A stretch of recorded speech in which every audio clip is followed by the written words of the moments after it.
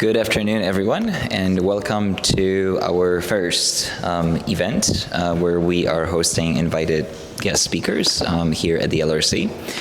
We are at the Deutsches Haus, and today we will be having a presentation that was put together by members of the Germanic Studies Department, which houses a number of languages. Among them, the languages present will be German and Yiddish. And for German, we have Sky Shannon Savage right here, who's a graduate student in Germanic Studies Department in the German language. We have Jutta Schmiers-Heller, who is the coordinator of the language program. And then we have Agnieszka Legutko, who coordinates the Yiddish language program as well. This is the presentation. The topic is Breathing Through Both Nostrils, Introducing Yiddish in the German Classroom. We are recording this, so if there's interest, it can be reviewed. One person I should mention who also participated in creating this project and who could not be with us today is Noah, Saushu? No, it's Saushu. Yeah, unfortunately, like I said, couldn't be here with us. Well, without further ado, let us welcome our presenters, and I will go ahead and pass the floor on to them. Thank you.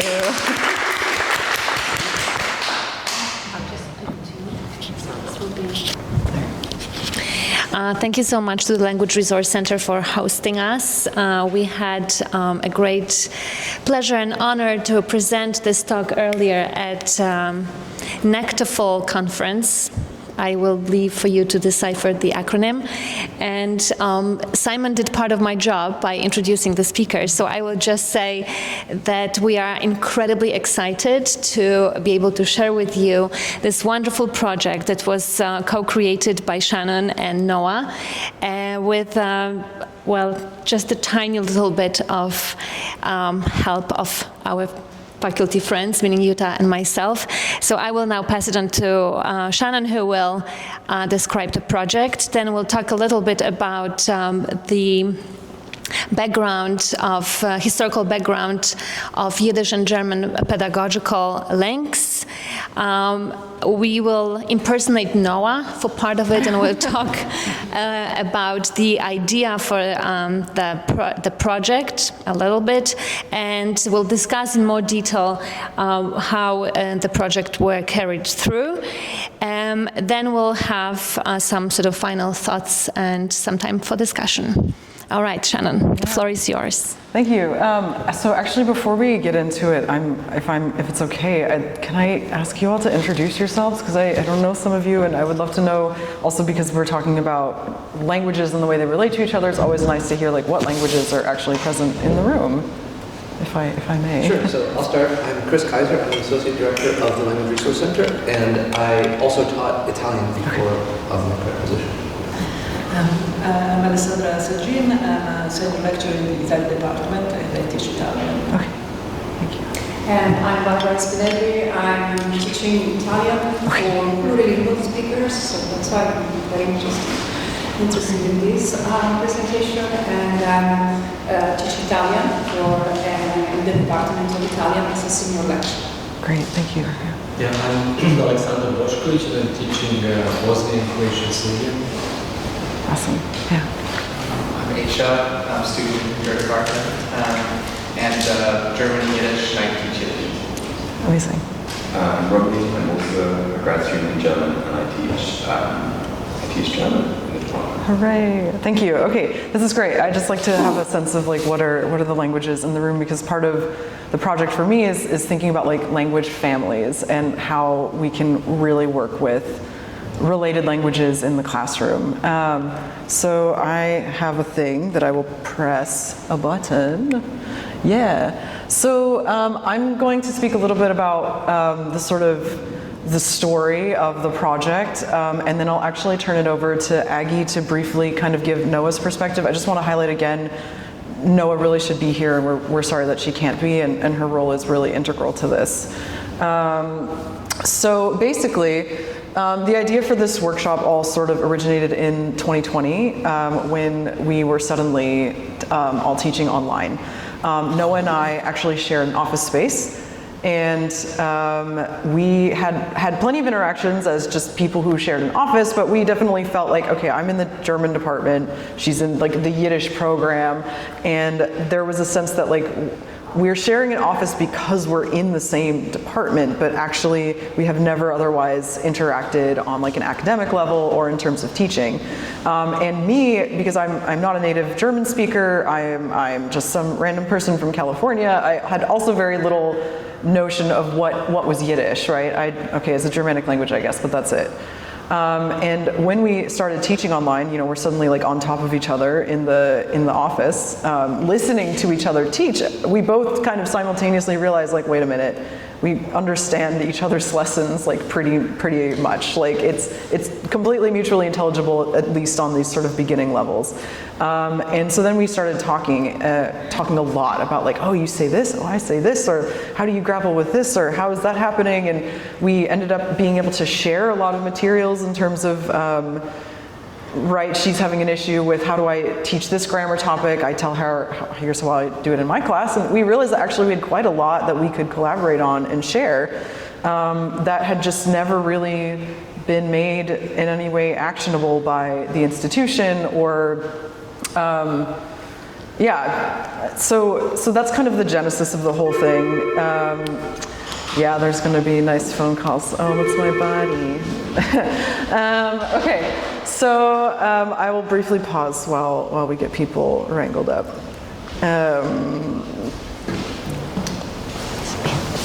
All right, so that was kind of how we kind of became aware of this, and from there we started thinking a lot about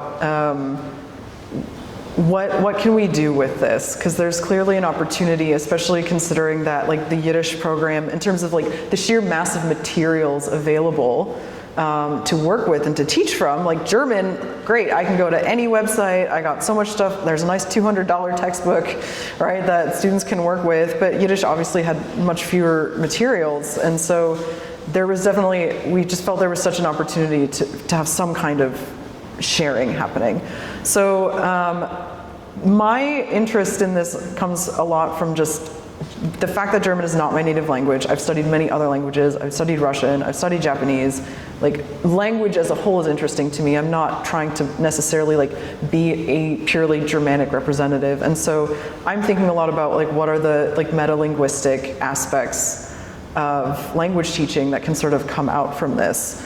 But before I sort of jump into that, I will turn it over to Agi to talk a little bit about the Yiddish perspective and what Noah's thoughts were on this. All right, thank you so much, Shannon. So before I impersonate Noah, I'll tell you a little bit about Yiddish historical background. I don't know if we have a slide for that. Yiddish historical background and sort of Yiddish and German pedagogical links at Columbia. So historically speaking, Yiddish emerged in the Rhineland territory in about 10th century among Jews migrating north from France, whose close familiarity with Hebrew language, Hebrew Aramaic that's written in the Hebrew alphabet, the language of prayers and liturgy, resulted in Yiddish being written in Hebrew alphabet. So they were picking up the language of the speaking communities, but since familiarity with Latin alphabet at that time was limited only to clergy and aristocracy, that's how Yiddish ended up being written in the Hebrew alphabet. Yiddish is a fusion language. I'm using the term coined by Weinreich, famous Yiddish linguists, and belongs to the Germanic language family. The traditional sort of breakdown of the components is the German is about 70% vocabulary and grammar, about 15% is Hebrew Aramaic, so partially words connected with religion, some phrases, and about 15% Slavic languages as Jews migrated to Central and Eastern Europe, Polish, Russian, Ukrainian, depending on the dialect. And at the beginning of the 20th century, just to give you a brief overview, at the beginning of the 20th century, before the Second World War, there were about 12 million speakers of Yiddish around the world, about 2/3 of all Jewry that existed at the time. But after the Holocaust, Holocaust, the establishment of the State of Israel, the mass migration to the United States and other places in Europe, the Yiddish-speaking population declined drastically. So today the estimates are that there are about 700,000 to 3 million Yiddish speakers, although there are estimates that with the rate that the Orthodox, ultra-Orthodox community grows, by the end of 2075, there will be a few more million Yiddish speakers. And Colombia has one of the oldest, I used to say the oldest, but now new evidence has been presented, one of the oldest Yiddish studies programs in the United States. And in the last 3 decades or so, the Yiddish pedagogy and the German pedagogy were very closely linked.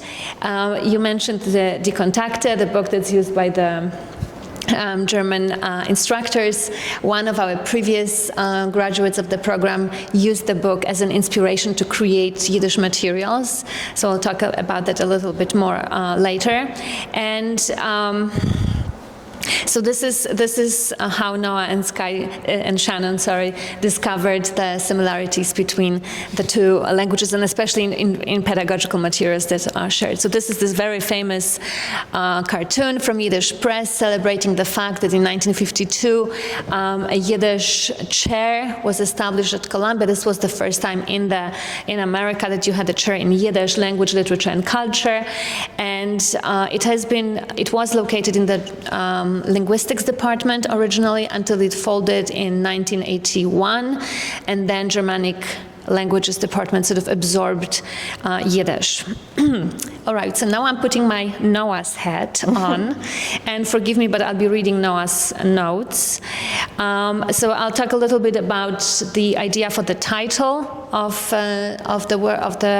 our presentation today, and sort of motivation for this workshop. Shalom Yankev Abramovich is considered the first classic author of modern Yiddish literature, a prolific writer and a maskil, a proponent of the Jewish Enlightenment movement, who sought, among other things, to revive the Hebrew language and incorporate it in secular Jewish life. We're talking about 19th century here. As a maskil, he started his literary career by publishing Hebrew, the authoritative masculine language that was most identified with the maskilic agenda of progress, but was spoken, read, and written almost exclusively by middle-class male intelligentsia. To disseminate his maskilic program, Abramovich soon realized that he needed to reach the broader audience of Eastern European Jews, most of whom did not speak Hebrew, but Yiddish. So he veered away from Hebrew and took on publishing in Yiddish. He continued to move back and forth between the languages in a conscious attempt to define the relationship between Hebrew and Yiddish. Eventually, he turned to a parallel mode of literary production that was writing, rewriting, and mutually translating from one language to another. In a seminal essay, he embraced this Jewish bilingualism and claimed that, quote, the inherent unity between Hebrew and Yiddish was like breathing through two nostrils, through both nostrils. Hence the title of the talk, of the presentation. So now I'm still speaking as Noah. As a PhD student and a language instructor at the Yiddish program, this metaphor was with me since I started the program, and it kept resonating as I tried to position myself in regards to a different kind of ancestral language, German.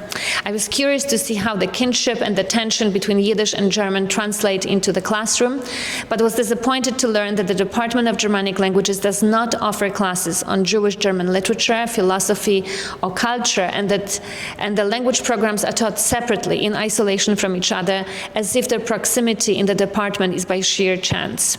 And with all this in mind, I as Noah, decided to design 2 pedagogic workshops for language instructors who teach related languages, and to use the Yiddish-German experience as a case study through which we think more broadly about the set of binaries that often comes with kin languages.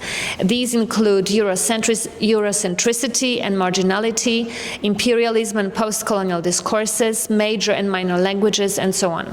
As far as the Yiddish-German relation was concerned, my objectives were to bridge the institutional gap in the department by introducing Yiddish to the German cohort. I wanted instructors and eventually their students to consider their object of research beyond the national lens that is often the focus of language studies. And there is a brief description, yes, okay, I'll read that too. Still speaking as Noah. The first workshop was designed around the metaphor of breathing through both nostrils, and it introduced Yiddish history culture to instructors of all languages, specifically German grad students, in a way that would invoke the shared trajectories. It was designed as a hands-on workshop that they could later on draw from when introducing Yiddish to their students. And the second workshop focused on the linguistic aspects of the language and was open to instructors of all languages. The workshop emphasized the commonalities between Yiddish and German, as well as the singularities. I brought in 3 different textual sources. The first was highly Germanized, so the German instructors would understand that they do in fact understand Yiddish. The second featured a dense Slavic component, so they would understand that they don't actually understand Yiddish. And the third text had a lot of Hebrew Aramaic words, so that they would understand that they don't understand at all. And the purpose was to walk the students through the motions of a language that feels simultaneously familiar and unfamiliar. And I will give it over to Shannon, but I will just say that since our presentation in March, things have already started changing, or have been already sort of put in motion, that new graduate students who were accepted to the Germanic language PhD program, like Aisha here and Ethan, who is not here, were accepted with, or maybe because of their interest in both Yiddish and German. So now we are sort of bridging this gap from another angle. All right, back to you, Shannon. Yeah, so thank you so much for that, Noah, wherever you are. Thank you. So I just want to maybe add a little bit of context to some of these workshops, since I attended both of them. So the main idea, just to sort of re-emphasize with the first one, was to start to think about like what is Yiddish as a language, and this was really aimed at the instructors of German, with the sort of goal that, okay, we can maybe start to take some of this and start to imagine ways that we could somehow sneak some of this right into our just regular German classes. So that was a lot of fun. We did that.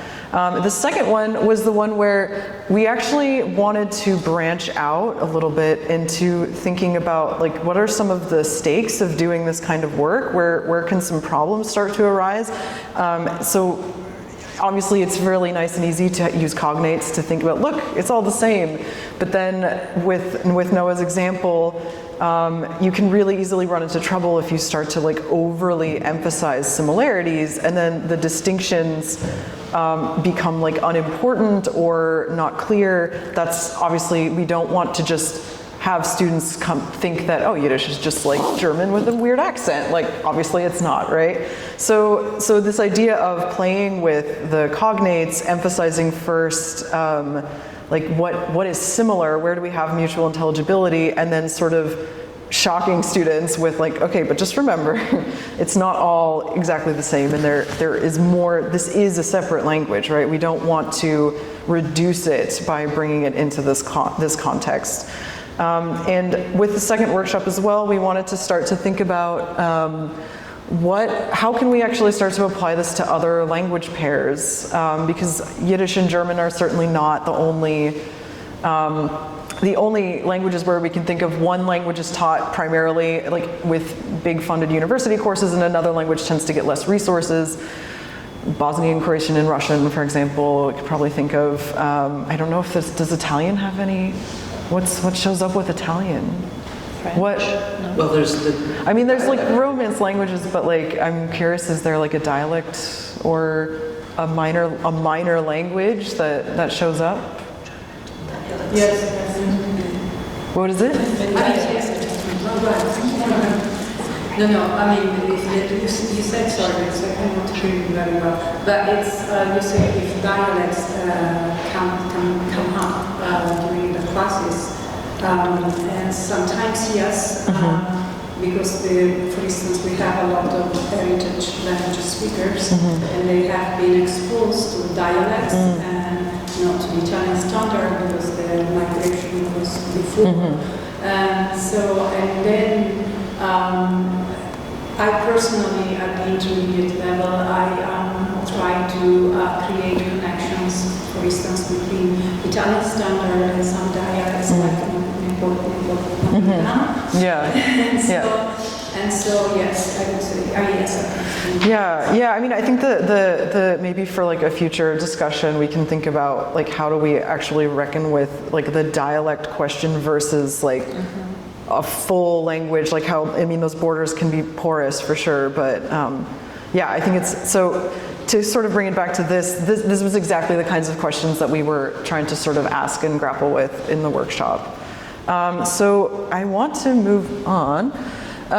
So I want to walk through what we actually did with this. So Noah designed these two amazing workshops, and the following, I think, academic year, I had the opportunity, I was teaching the Intermediate German 2 course, and I had a free day, and I thought, let's do it, Yiddish Day. We're gonna see what happens. So this was very experimental. And I'll just sort of walk through how we approached this, and please feel free to ask questions at any point as well. So the first thing, just a little bit of context. This was Intermediate German 2, a 4th semester German course that I was teaching. It's a communicative course. It's very content focused. We don't do a lot of explicit grammar work by this point unless things sort of come up, and then we do sort of targeted work. And the main thrust of the course and why I felt like this was an appropriate level to do this was because we were doing a lot of discussion about German history and culture, and this was definitely going to align with that, I think. So in terms of preparation, I asked the students, let me get this up on my side, I asked the students to think broadly about language. So to actually stop just being so concerned with like what's German or what's not, but like think about other languages that you know and have previously studied. Maybe things have come up as you've been learning German where you've sort of remembered like, wait, this kind of reminds me of this. The German classroom tends to get a lot of people who have previously studied French, so there are some attributes that are shared in terms of forming perfect tenses. And so I asked students to just sort of reflect on this, just bring it into the classroom to talk about. I asked them to let us know what do they maybe already know about Yiddish, what do they know about this language, and we learned that, actually very few students had really previously engaged with Yiddish other than those with Jewish heritage. And we did have one student that I thought was a really interesting sort of case study for like what's the audience for this kind of work as well. Because there was one student who was really interested in studying Yiddish but was sort of like scared away from it because they thought, well, okay, I need like a language that has opportunity, like, right? You know what I mean. So the student had been sort of scared away from Yiddish, but nevertheless had a strong interest in that. And so I think this is a kind of person that we can maybe think about how we can work with materials for them. So these were the learning goals. This was structured by both myself and Noah. I realize my slides don't actually perfectly align, so that's nice. So the students will hopefully be able to recognize basic linguistic features that are shared in common with German and Yiddish, such as infinitives, common nouns, certain prefixes, and conjugation patterns. They would be able to be able to speak a little bit more about Yiddish as a language, specifically being able to identify these different components that make up Yiddish, such as the Slavic components and the Hebrew Aramaic components, and be able to just think a little bit about like why does this happen, right? Because it all has such a deep historical relevance. And then I wanted them to start to think comparatively about the languages that they know and how, like, we tend to teach these languages as if they're in these separate boxes, but within you, right, they're all in contact with each other as a learner and then also out in the world. So this was important to me to just start to see what happens when we actually put things in contact with each other. So just briefly, a lesson plan, we did a little warm-up. I introduced Noah as a guest speaker, a guest lecturer. This was all in German, I should say. So we did our warm-up in German. I introduced Noah in German. And then we kind of had this moment where I said, or where she said, in English now, like, I understood everything that you just talked about, but I don't speak German. And that was kind of the entry point into our bigger discussion. We then moved on to an incredible video that Noah found at an Orthodox wedding. Here's a still from it. So this man is a kind of comedian. He's sort of entertaining the guests at this Orthodox wedding, and part of the joke that he's telling is he's playing with these English and Yiddish cognates. So right off the bat, we also in the classroom are thinking about how English is, remember, we're not just talking about 2 Germanic languages, but 3 actually, right? English is also a Germanic language. So we played this video where this man basically goes through and he kind of plays with, right, Yiddish English is the same thing, right? So we have night, and we have Nacht, we have right, and we have recht. I'm going to say it, you know, way too Germanically, of course, but really playing with these cognates. So Noah created this table basically to compare what he brings up, and then we added the 3rd column. Okay, what's the German, right? So just to sort of bring these languages into closer contact with each other, and just in a really like not doing anything more than just saying, look, there's some similarities here, right? Just as our kind of starting off point. But the main thing that was important with this as an introduction was the very last column, where the joke, basically, the punchline is, so we're going through, okay, 8, ach, daughter, tochter, neighbor, and then we get Schachen, right? Suddenly there's a difference, right? Suddenly something has changed. And this then turns into a jumping off point for a bigger conversation about like, okay, we got some Germanic languages here, but we have something very different arising. Where does this come from? Which then turns into how are we starting to talk about these different aspects of the language. So that was our activity, basically, our sort of warm-up activity, and how we started to play with some of this.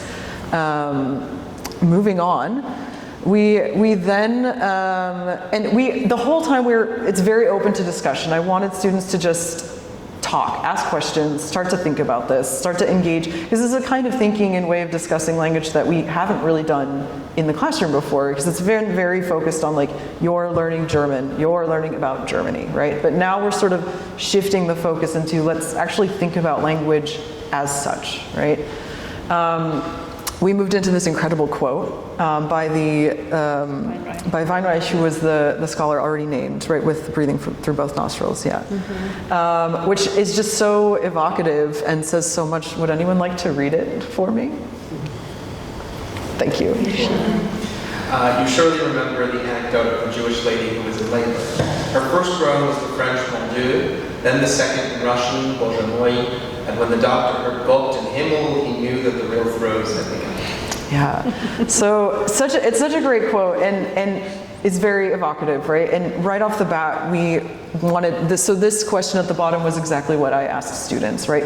What's happening with this? Like, what do you think it's talking about? What's kind of coming through? Does anyone want to venture a talk, a thought? How does this quote hit you? It's suggesting an escalation of emotional intensity, like ending in Yiddish. Right, like the idea that like these layers are sort of peeling back, and at the core we end up with Yiddish as like this root home language. And so from there, we use this as, again, a jumping off point to sort of start to talk about what Agi introduced about, okay, let's talk about the history of Yiddish, right? What leads to this, right? What allows us to have this kind of, this saying, right? We did some trivia, which was fun. So just, again, being very interactive. This was something that was taken from the original workshops that Noah presented. So she created these amazing slides. We showed them to students and just, again, used everything as conversational jumping off points for thinking about why do we know these things? Why do we think these things? What's coming through? I don't know, in terms of timing, do we want to talk about any of this or should we move on? Yeah, can we? Yeah, sure. Yeah. Maybe can I bump it over to you, Agi, if you want to talk about like some of these. So why don't you guys do the trivia? Yeah. Yeah. So we have the font's a little small, but we have 3 questions. We have the first is, where did Yiddish emerge? And we have 4 options, which you can choose one, right? The Pale of Settlement, i.e. the western region of the Russian Empire, Krakow, Poland, the Middle Rhine Basin, the biblical land of Israel. So what do you say? Yeah, what do we think? Who knows? Rhineland? Yes, you were listening. Fabulous, yeah. Yeah, a treat. What are the linguistic components of Yiddish? Does anyone remember? We have German, Russian, and Semitic languages. We have German and Balto-Slavic languages. We have Aramaic, German, and Roman languages. We have Aramaic, Hebrew, German, Slavic, and Roman languages. What do we think? Don't be shy. The last one? Yeah. Great. I rely on you for confirmation. So again, all of these questions, they really spark a lot of conversation. And then the last one, which was also really interesting, especially to me, even thinking back to this dialect idea, right? How many dialects does Yiddish have? None. 3, European, Israeli, and American. Each country where Yiddish is spoken has its own dialect, or just 3 major dialects. Each country. Each country. What do we think? 3 major dialects. Yeah, there was some conversation. You say 3, European, Israeli, and American. But not just The one at the bottom. Yeah. Yeah. So it was West Yiddish and East Yiddish, and East Yiddish was divided into major 2, Lithuanian and Galician. So this was the... Is Brooklyn a separate one? Brooklyn, yeah, it's a separate. I mean, now there is a sort of like a conversation that the 4th major dialect is emerging because the ultra-Orthodox community who uses Yiddish actively in everyday life is based mostly in America and Israel. Their dialect is different from what we teach in academia and what the scholars were. They are very different, or I mean, yeah, so it's like there's a lot of English thrown in instead of the Slavic component, and also the grammatical changes. So Yiddish follows the cases like German, but only has 3: nominative, accusative, dative. Oh, sorry. Should I go back and repeat everything? We're talking about the 4th major dialect that emerges now among the ultra-Orthodox community who speaks Yiddish in everyday life, actively uses the language. And they're based mostly in America and Israel, but also sort of there are like islands spread across the globe, and what is now referred to by scholars as Hasidish dialect will have lots of, in case of America, Brooklyn was brought up, it will have a lot of English words in lieu of the Slavic component, and instead of cases, the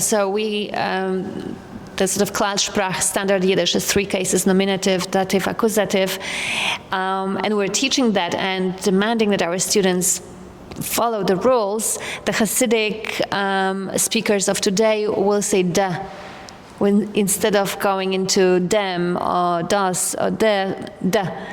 So it's like da for everything, and then this would be the major difference. Sorry.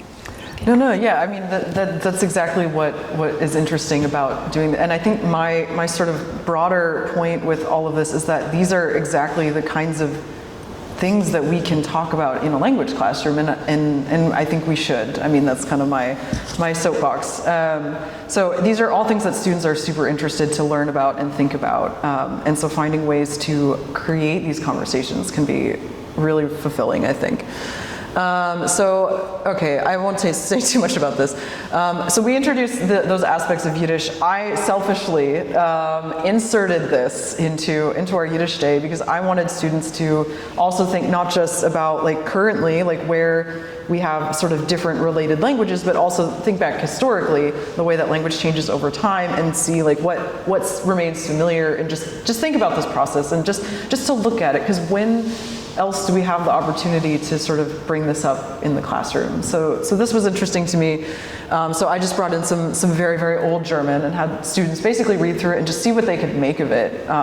Think about like what remains the same, what looks drastically different, and to allow opportunities for these moments of just like, oh, I didn't even think about that before. And that actually happened with this text when we were reading it in the classroom. because I realized that there's another cognate I hadn't think of, which is the English adventure and the German Abenteuer. Had never connected these two in my head, that they are absolutely related, but you can see it much more clearly as the last word in the first line here, and then it would just like clicked. And just to create moments like that, to think about language, that is the fun of a language classroom for me. So moving on. So we ended a lot of this sort of like, okay, we asked students to just sort of start thinking about language connections. We introduced actual aspects of Yiddish as like a linguistic system. We thought a little bit about historical language change. And then we finally sort of wrap it all up with, okay, we've done all the theoretical work, let's learn some Yiddish. So I gave the reins over to Noah at this point and had her basically just lead a like Yiddish 101, as if it was the very first day of Yiddish class. And just to see what happened. So the students are, again, they're experienced German language learners at this point. They're very familiar with the Germanic aspects. So some things moved pretty quickly. But we did notice, like, this is when we start to reflect on, okay, what actually happens if you do this, right? If you throw students into this situation.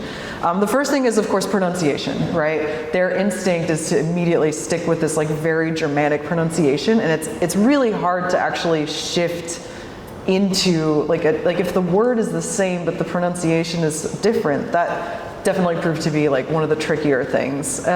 So we might think about in the future, like, how do we navigate that a little bit better?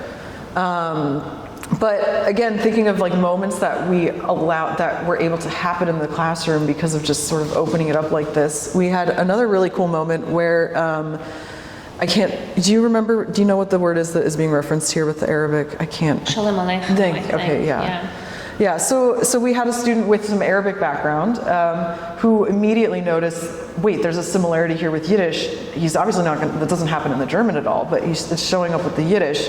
And the fact that he was able to sort of bring that up and teach us something, right? And make us aware of something, and then bring in this whole other conversation of, okay, well, why did that happen, right? What are the connections? Why would there be something related between these two languages? So that was a really cool moment, and something I was really happy to see, because again, it's about allowing the students to actually really take charge of the languages that they know and bring them in and feel like there is a place for all of this in the classroom, right? It doesn't just have to be in the box of whatever the language is on the tin. So finally, just some takeaways from the lesson, just to sort of review. The students were, let me just actually get mine up. The students were actually largely unaware of these ties for the most part. That might be different for another cohort of students. Mine, in this particular case, just didn't really know.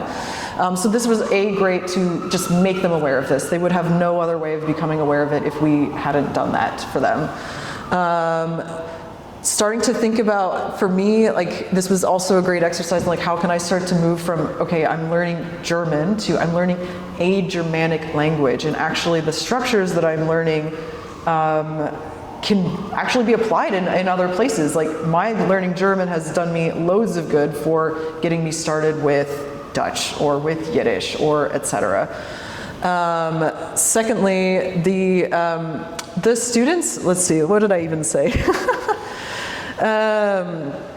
There was a real openness that happened after the classroom, where even long after that lesson, there was definitely more willingness to talk about language in a different kind of way, and to talk about things that didn't have to do with German but had to do with language, right? Like, even in English, like, why does English do this that way?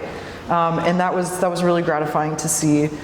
And for me, emphasizes again this multiliteracies framework, which is important for me as someone who's teaching a language that is not my native language, right? And I have other language competencies that inform the way I teach, and so allowing students to also take ownership of that was really important to me.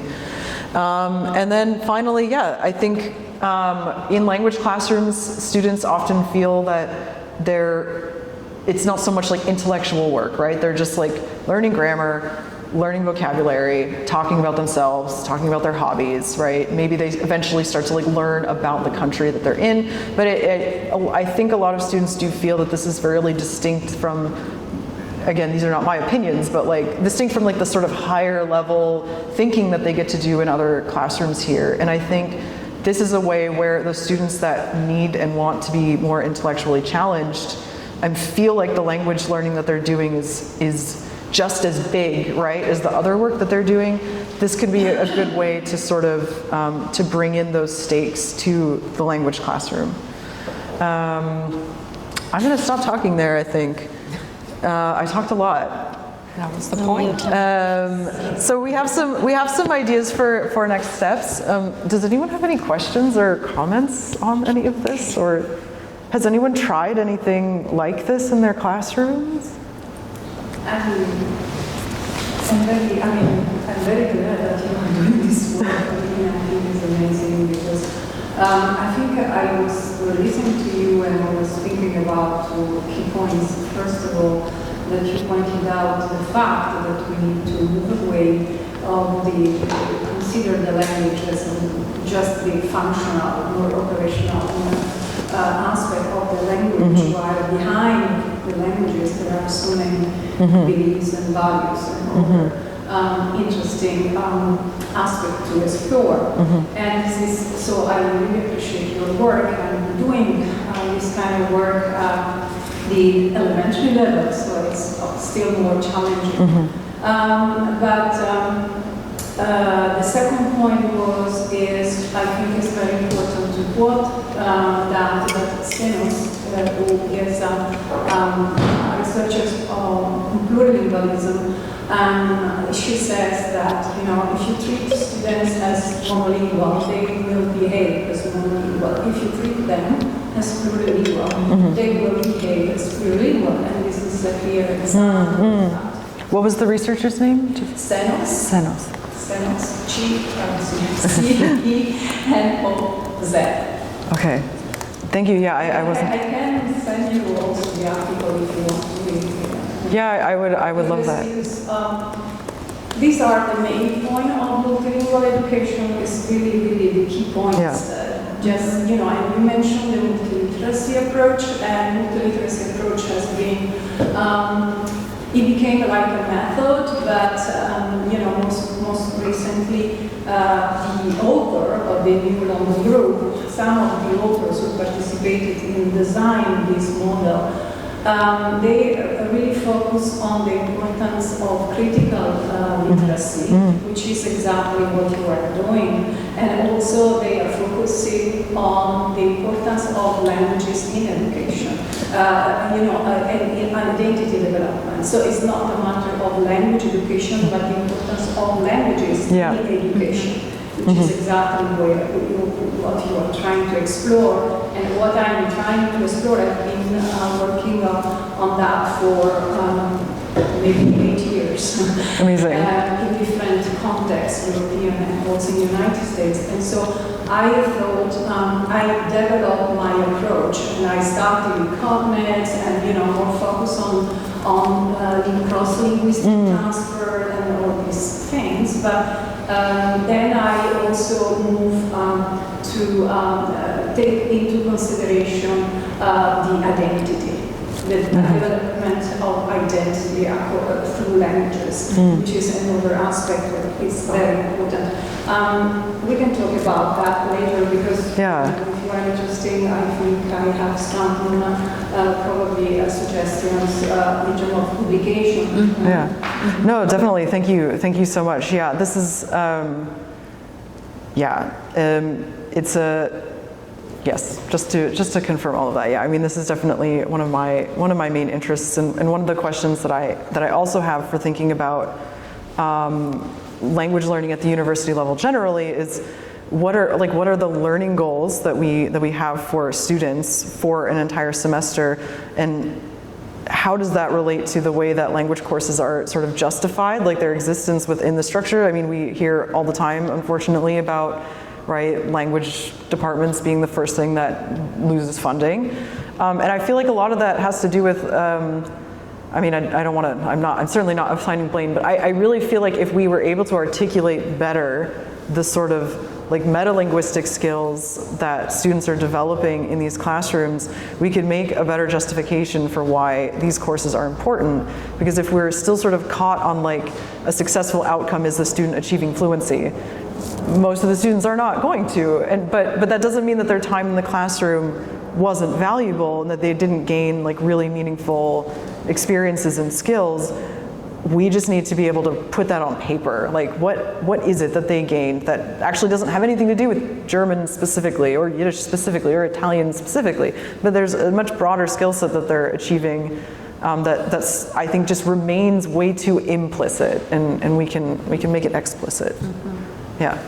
I just want to say this is absolutely wonderful. I won't talk too much or else I'll just gush. I just think this is really, really amazing work. And I think for me, what is so exciting to see is, just echoing sort of the comments that were already made, which you guys already talked about, is just that I think introducing, particularly in German classrooms, although I think there would be ways to do this in Yiddish classrooms that could be just as productive, but I think that by introducing this in Yiddish classrooms, I mean, it really excites me because I think it's one step in the right direction of sort of rewriting a very standard and imperial narrative in the German classroom that is sort of everywhere. And I mean, you really can't understand German history without understanding Yiddish. I mean, Goethe studied Yiddish, for God's sakes. Like, it's everywhere. So I think this is really exciting. I think the idea that German students are going to be able to kind of counter things they might hear outside the classroom about the relationship of not just these two languages, but also thinking more critically about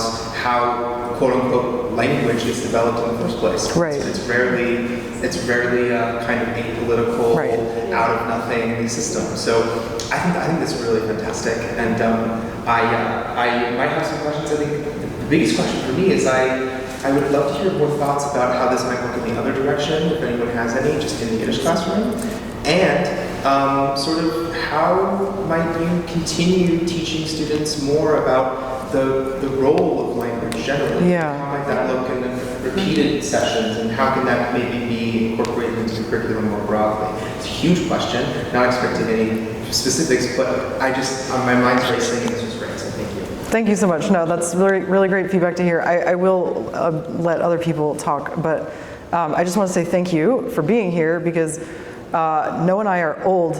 We're not going to be around for much longer.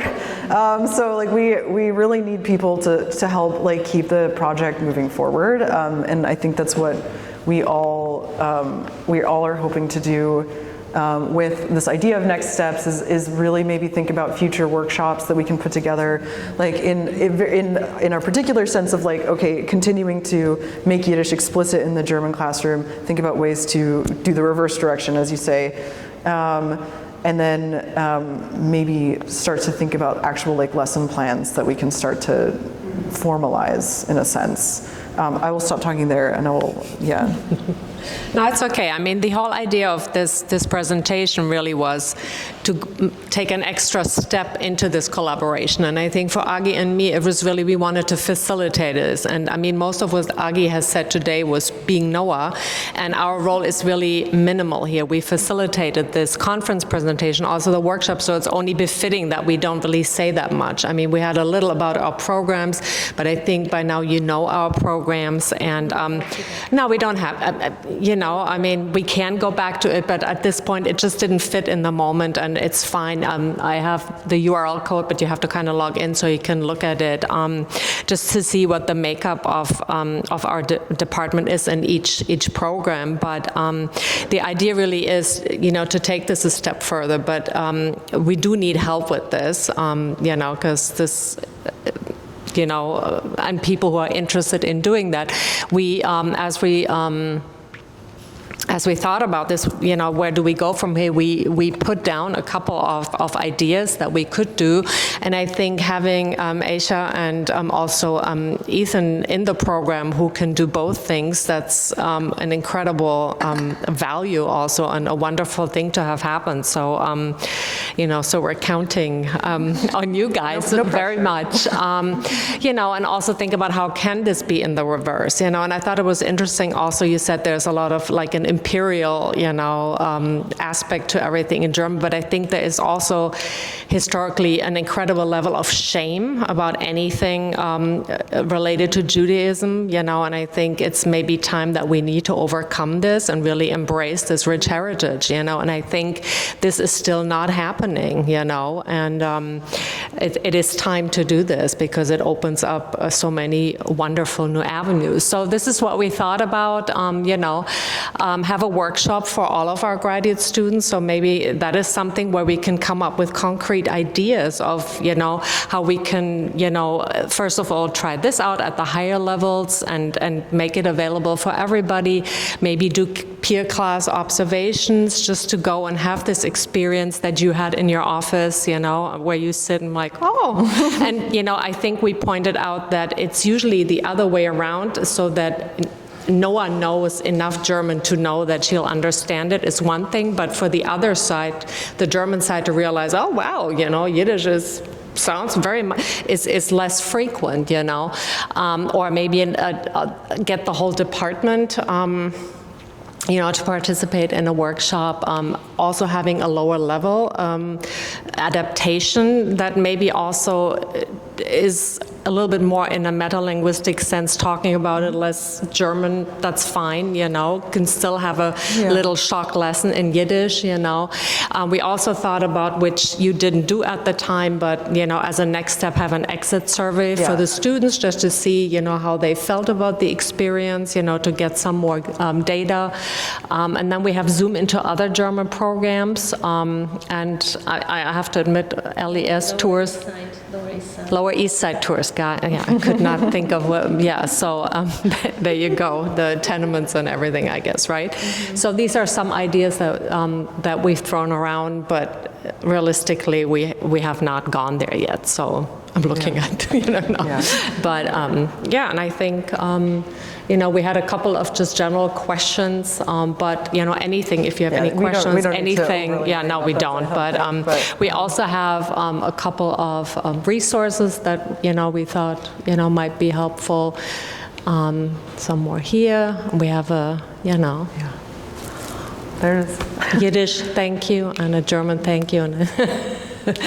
And And I don't know if you have anything else that you would like to add or ask. Can I add something? Yeah. Because I'm very interested in that. So, I started to do this kind of work in my intensive elementary Italian because before, it's recommended for Romance language speakers. But then across the years, I realized that the students attending the Italian intensive course were, really plurilingual, 7 languages, 6 languages, 5 languages, and also very distant language, not just Romance language or Germanic language languages.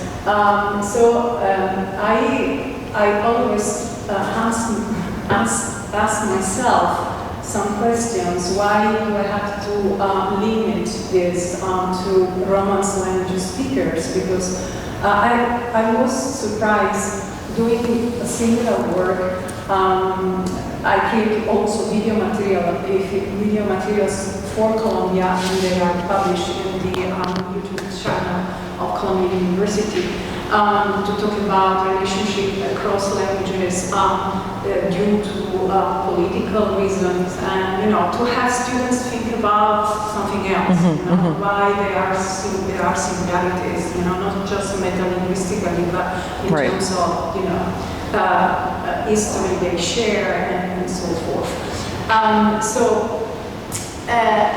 I realized when I always ask students feedback, of course, at the end of the experience, and they are very excited to do that. The big challenge is to integrate this kind of aspect at the elementary level when you have the pressure of reaching some pedagogical objectives. So I integrated this objective with plurilingual objectives.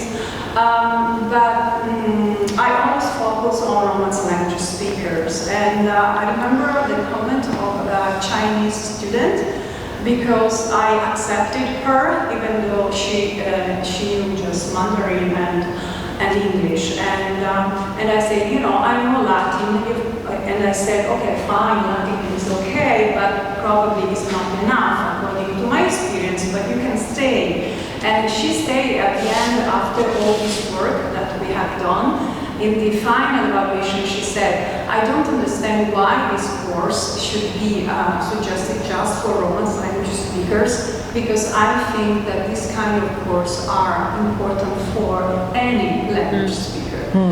So I found that, you know, like illuminating, I was okay, I'm going to do something else.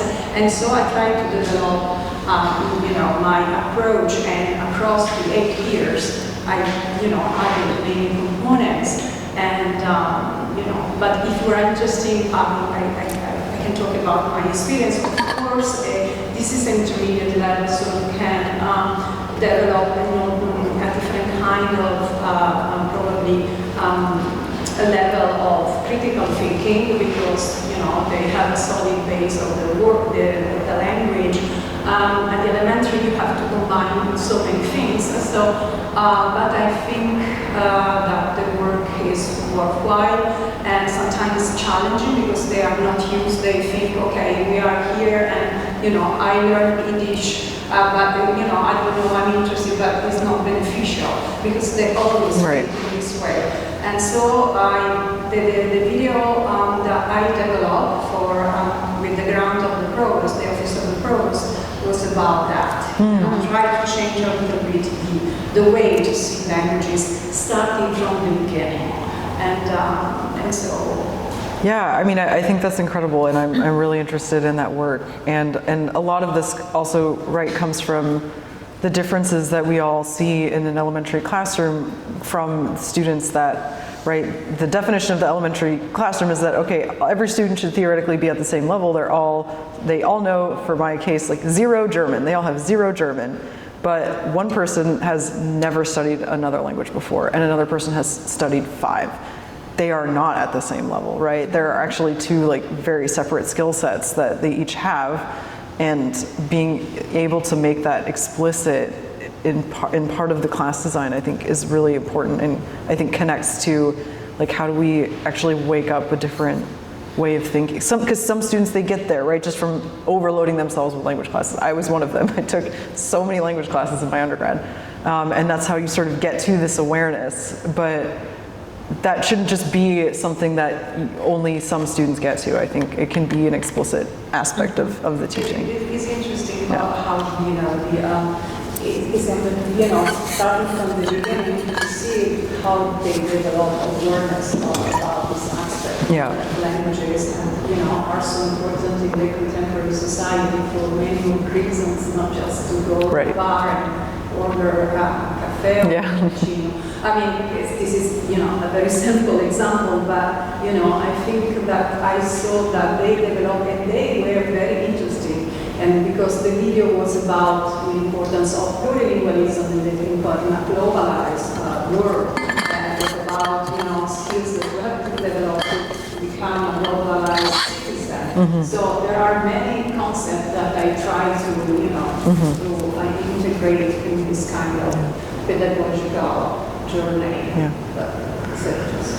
Maybe I would just share, following up on this, that being part of this project has impacted my teaching of Yiddish in a way that I didn't sort of anticipate.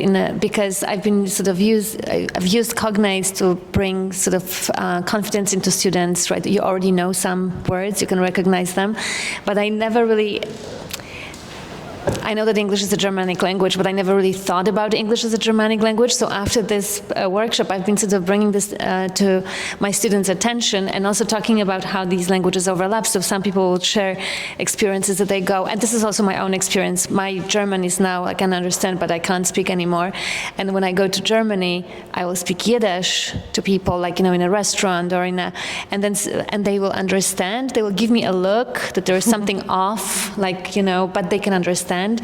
And I was sort of sharing this when we were talking about this workshop, and I sort of borrowed the video. I don't know if you can see it, because it'll be a great experiment for people here to see it too. And students will share like, oh, I was at the Yiddish program in Tel Aviv, and then I went to Weimar, and I ended up in a hospital because something broke something, and I spoke Yiddish, and they could understand. So it is really interesting to see how just the awareness of how languages interact with each other, and the linguistic system that you have in your head, right, of having, can help. All right. Maybe, I think we should maybe, I don't know what our timing is, but it's 4:10. I think it's... What do the masters of the... I'm just thinking, I hope that there's a way we can all stay in contact and maybe work together on something, because I'm like happy to find like kindred spirits in the room. So you all registered, right? Yeah, let's do it. We all registered to show up here? Well, Romney doesn't count. Either way, I can get your contact information. Yeah. Okay, great. Awesome. Thank you all so much. Okay, thank you. Thank you for a great talk, fantastic workshop.